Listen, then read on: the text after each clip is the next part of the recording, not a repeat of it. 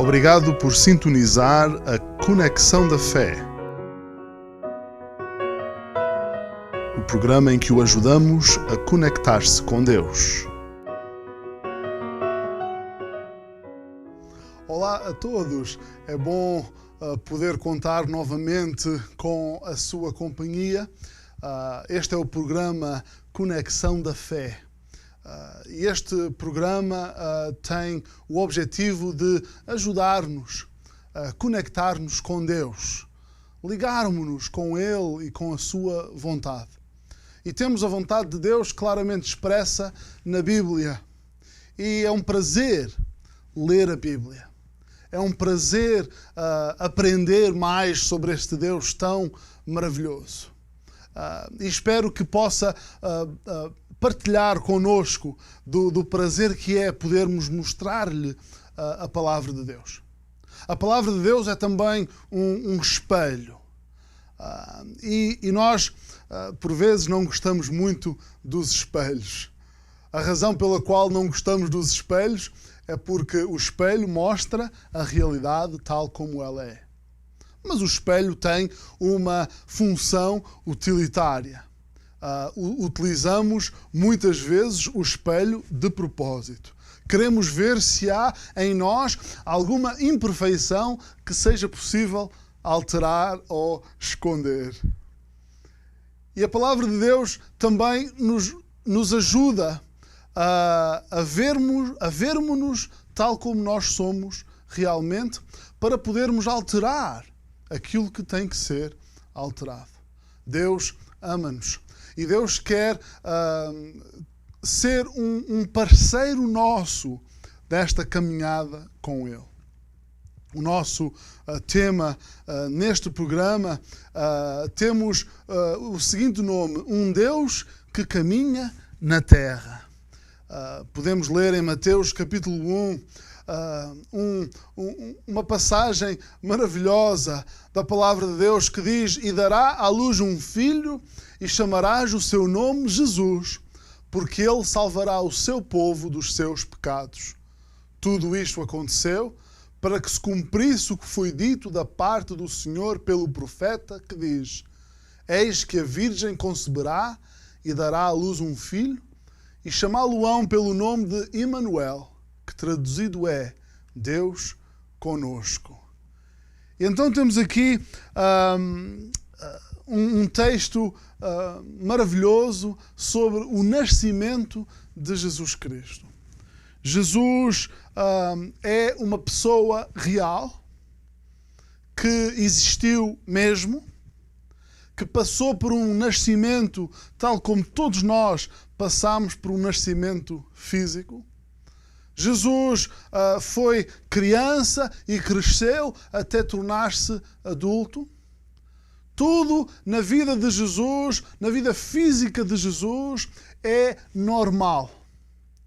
A Bíblia não nos dá muitos pormenores acerca dos anos da infância, juventude, início da idade adulta de Jesus. Mas uma das coisas que a Bíblia nos diz é que Jesus crescia normalmente. Jesus tinha uma aparência normal, de homem judeu, normal para aquela parte do mundo. Jesus tinha barba. Jesus era tão normal que quando Judas quis trair o Salvador, para que os soldados que acompanhavam Judas pudessem saber quem era Jesus, pudessem distinguir Jesus entre os discípulos, Judas foi e beijou Jesus, o chamado beijo da traição, para que pudesse Jesus ser identificado, distinguido. A Bíblia diz que Jesus não tinha beleza nem formosura. De facto, era alguém completamente normal, um ser humano normal. Para além de ser completamente Deus, Jesus é completamente homem. Esta passagem é importante. Portanto, precisamos de entender então que estamos a falar de um nascimento real, um nascimento verdadeiro. Dará à luz um filho e chamarás o seu nome Jesus. O nascimento de Jesus passou-se tal qual qualquer outro nascimento. Jesus, é interessante, o anjo aqui falando, dá o nome que aquela criança deveria receber. Este nome, Jesus, significa Jeová é salvação. Na verdade, nós vemos depois Paulo escrevendo a Timóteo, diz, grande é o mistério da piedade. Deus se fez carne e habitou entre nós. João, capítulo 1, versículo 1, João diz, no princípio era o Verbo, e o Verbo estava com Deus, e o Verbo era Deus. Jesus tem uma existência, ainda antes de nascer como criança normal, Jesus já existia. Jesus é o eterno Deus. Este Verbo que a Bíblia diz é Deus.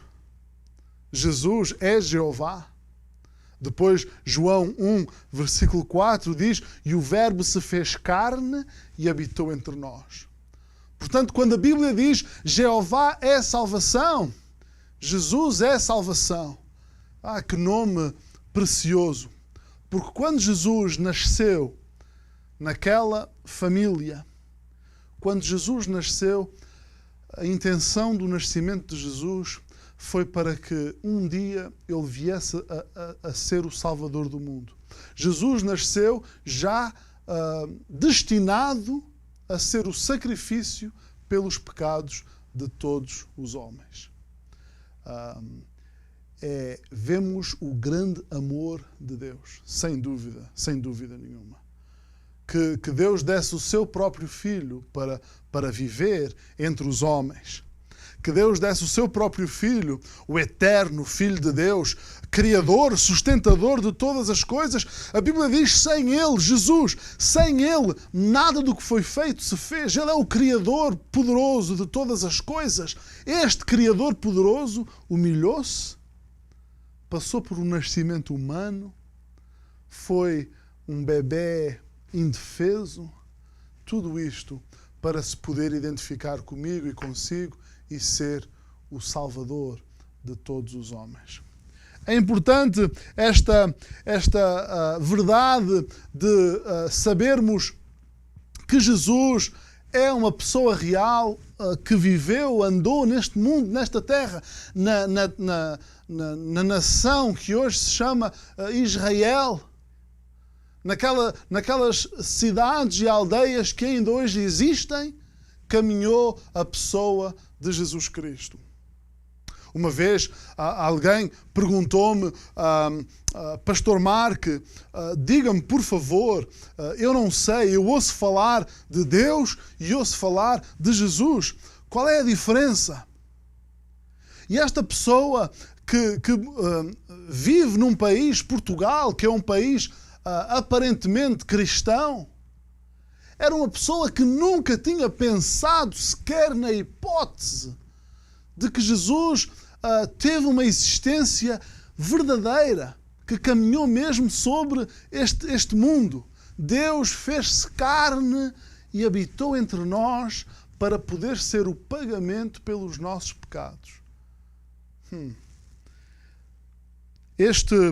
Precisamos então ser cuidadosos para que na nossa apresentação de Jesus, da maneira como nós falamos de Jesus, precisamos ser cuidadosos para que não apresentemos Jesus quase como se fosse uma figura mitológica, quase como se fosse alguém inalcançável, porque na verdade Jesus é aquele eterno sumo sacerdote que passou por tudo aquilo que nós passamos, embora nunca tenha pecado, e desta forma poder ser o nosso Salvador. Sabem, Jesus teve sede, tal como nós às vezes temos sede.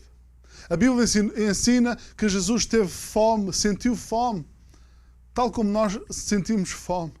A Bíblia diz-nos que Jesus sentiu dor, padeceu dor. Quando os soldados romanos o esbofetearam, quando lhe arrancaram a barba, quando lhe feriam com aquela coroa feita de espinhos. Jesus sentiu aquela dor.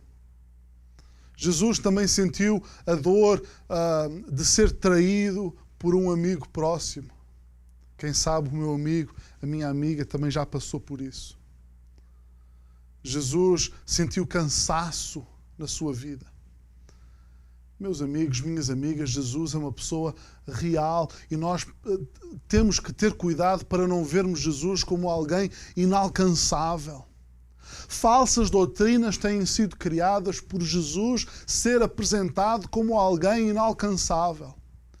Tem-se criado a falsa doutrina de que, porque Jesus está tão distante de nós temos que ir até Ele através de um intermediário. Só podemos chegar a Jesus através da sua mãe ou através de algum dos santos.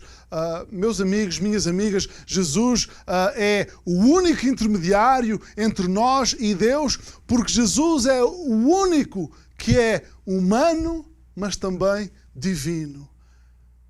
Atos capítulo 4, versículo 12, diz que não temos outro nome, não há outro nome dado entre os homens pelo qual devamos ser salvos, só o nome de Jesus. É um nascimento real, mas também queria que víssemos que é um nascimento anunciado. Neste versículo versículo 22 diz: tudo isto aconteceu para que se cumprisse o que foi dito da parte do Senhor pelo profeta. Este é o profeta Isaías. Nas nossas Bíblias encontramos o livro do profeta Isaías, um dos grandes profetas dos judeus. E este profeta chamado Isaías viveu quase 700 anos antes do nascimento de Jesus. E, no entanto, Deus concedeu ao profeta Isaías que anunciasse que iria haver um sinal que iria ajudar as pessoas a identificar quem era o Messias. Iria haver um sinal, um nascimento de tal forma distinto que todos, em virtude daquele nascimento, daquele sinal, iriam saber que ali estava o Salvador do mundo. É muito interessante o estudo das profecias. No Antigo Testamento, nas Escrituras dos judeus, no Antigo Testamento estão contidas centenas de profecias que já se cumpriram tal qual foram dadas. Muitos têm encontrado Deus e entregue as suas vidas a Deus apenas por se dedicarem ao estudo das profecias. É incontornável. Não há outro livro assim. Muitos têm-se levantado neste mundo dizendo que são profetas. Um profeta famoso chamado Nostradamus escreveu uma série de poemas em que as pessoas pensam conseguir encontrar sinais de coisas que depois vieram a acontecer. A verdade é que nessas profecias a linguagem usada é tão vaga que tudo cabe naquelas profecias. Mas não é assim o mesmo com as profecias bíblicas.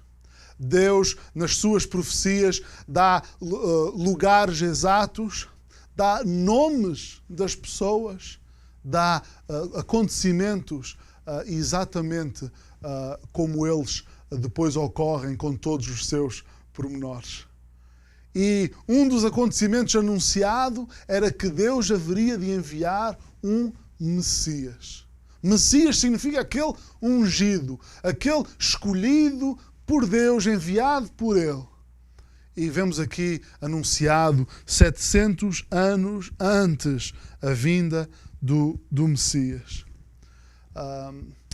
Também, da mesma maneira que há profecias na Bíblia que já se cumpriram, e isso pode ser verificado facilmente, também há profecias na Bíblia que ainda não se cumpriram, ainda estão por cumprir. Se aquelas que foram dadas por Deus, que já veio o tempo do seu cumprimento e se cumpriram tal como Deus as deu, obviamente que aquelas coisas que estão anunciadas que vão acontecer na palavra de Deus, obviamente que sabemos que também vão acontecer.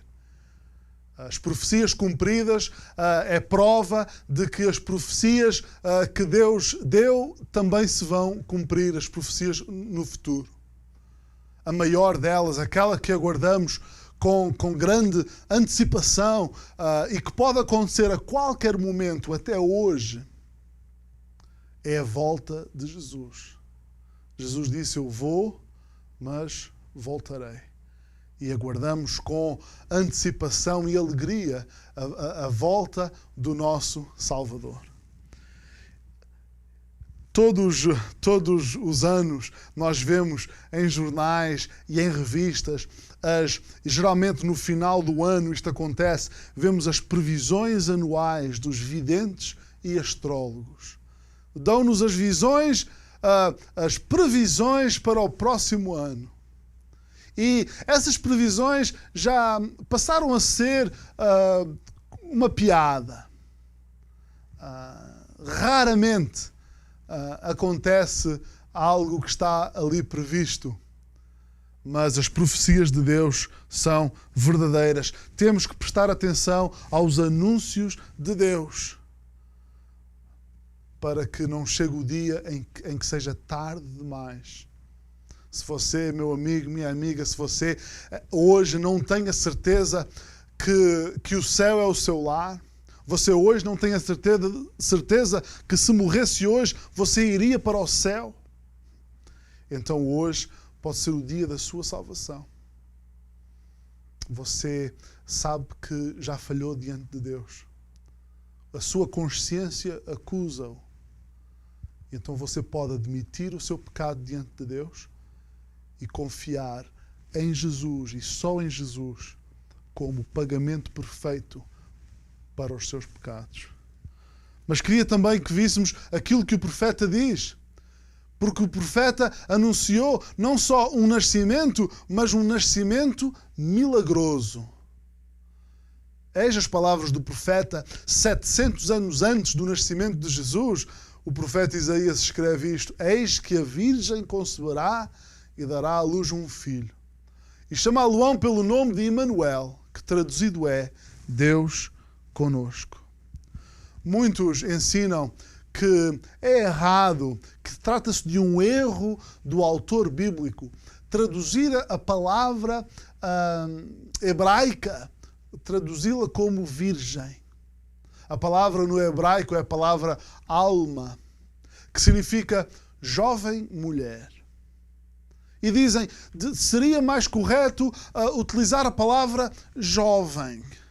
Eis que uma jovem conceberá e dará à luz um filho. Meus amigos, minhas amigas, precisamos entender a linguagem da palavra de Deus. Precisamos entender o que é que está a ser dito na palavra de Deus. O que é que Deus está a dizer? Que haveria de ser dado um sinal de que aquele nascimento era o nascimento do Salvador. Era um nascimento diferente. Se fosse apenas uma jovem a dar à luz uma criança por um processo normal de concepção, eu pergunto, que sinal seria esse? Que nascimento diferente e distinto seria esse? Como é que o povo iria identificar o nascimento do Messias se o sinal fosse uma jovem mulher dar à luz um filho depois de o ter concebido de forma natural? Meus amigos, minhas amigas, trata-se, na verdade, de um grande sinal. Não apenas uma jovem, mas uma jovem que iria dar à luz uma criança sem nunca ter conhecido um homem. Aí sim era o grande sinal do poder de Deus. Mas podem dizer, mas que importância que isso tem? O que é que importa Jesus ter nascido, sido concebido pelo Espírito Santo, ou Jesus ter sido concebido de forma natural, ser filho natural de Maria e de José? E nós sabemos, e eu digo, faz toda a diferença. Em primeiro lugar, porque contradiz a palavra de Deus. E depois, porque Jesus tem uma diferença fundamental em relação a mim, em relação a si. Jesus nasceu sem estar contaminado com a natureza de pecado. Sabem, quando os nossos antepassados escolheram rejeitar Deus, escolheram desobedecer Deus, a Bíblia diz que por Adão entrou o pecado no mundo. E através da desobediência de Adão, a partir daquele momento, cada ser que nasceu com uma natureza de pecado. Nós não precisamos de pensar muito para chegar à conclusão que cada criança que nasce tem uma natureza de pecado. Geralmente, a primeira palavra que as crianças aprendem a dizer é não. Eu quero isto à minha maneira. Quando um pai e uma mãe trazem ao mundo a maravilha de uma criança, e todas as crianças são bênçãos de Deus, aprendemos na palavra, mas na verdade estão a trazer ao mundo um pequeno rebelde. E qualquer pai, qualquer mãe sabe que é verdade. Mas Jesus Cristo, porque foi concebido pelo poder do Espírito Santo no ventre de Maria, Jesus Cristo então não tem esta natureza pecaminosa. E assim, porque Jesus nasceu sem natureza do pecado, Jesus pode ser o meu Salvador e o seu Salvador. Trata-se da doutrina do nascimento virginal de Jesus. Não só é um nascimento verdadeiro, como é um nascimento milagroso. Jesus nasceu então sem a natureza de pecado. Também vemos neste versículo que o anjo, o anúncio dado por Isaías, e que o anjo relembra: eis que a Virgem conceberá e dará à luz um filho, e chamá-lo-ão pelo nome de Emanuel. Este nome Emanuel significa Deus conosco. Deus, o próprio Jeová, fez-se carne e habitou entre nós. Isto é tão maravilhoso, tão inconcebível, que várias religiões têm aparecido negando este facto. Dizem, é impossível que Deus, Criador de todas as coisas, se faça homem. Dizem, Deus é tão inacessível. Como é que isso é possível? Pois é, o próprio Deus fez-se carne e habitou entre nós. Meus amigos, minhas amigas, precisamos entender que as mentiras que continuam a ser ditas sobre o nascimento de Jesus, essas mentiras já estavam a ser ditas no primeiro século. Logo, ainda durante a vida de Jesus aqui neste mundo, já estavam a dizer mentiras sobre a sua vida, sobre o seu nascimento, sobre a sua morte, sobre a sua ressurreição. Uma das mentiras mais repetidas hoje em dia é o facto de dizerem que Jesus teve uma esposa, que Jesus teve um filho. Houve um investigador, um realizador, que fez um documentário em que garantiu que tinha descoberto o túmulo e os ossos de Jesus Cristo. Meus amigos, minhas amigas, tudo isso são mentiras. O túmulo, 3 dias depois, estava vazio. Jesus está vivo.